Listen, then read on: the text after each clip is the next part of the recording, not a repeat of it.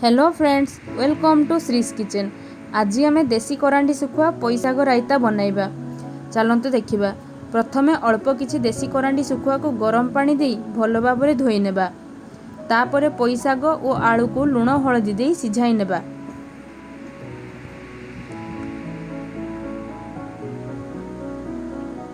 तापरे सोरिष, कंचा लंका, जीरा और रसुण को पेस्ट करि नेबा।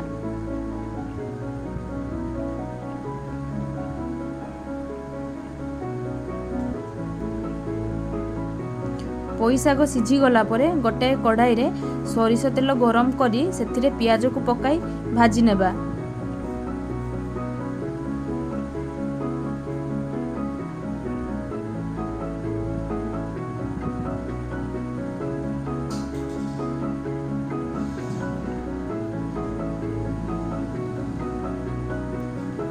पियाज भाजी गला परे सुखुआ को पकाई अल्प लुण दे भाजी नेबा।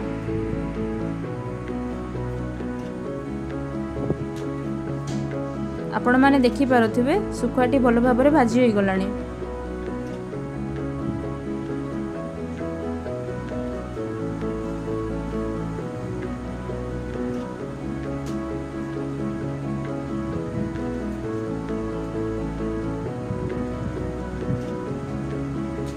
तापरे अल्प सोरिष तेल देबा।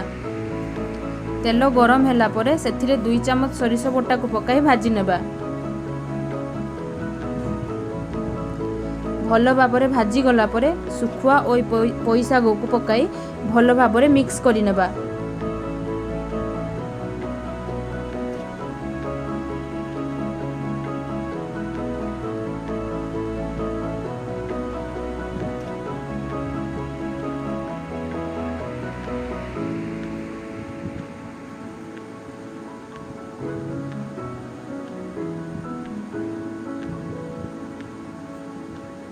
एबे आमर प्रस्तुत हो गला देसी करांडी सुखुआ पोईशाग रायता। जदि आपण मानक आम श्रीज किचन भल लगुथिबो आम चैनल को लाइक, शेयर, सब्सक्राइब निश्चय कर दियंतु।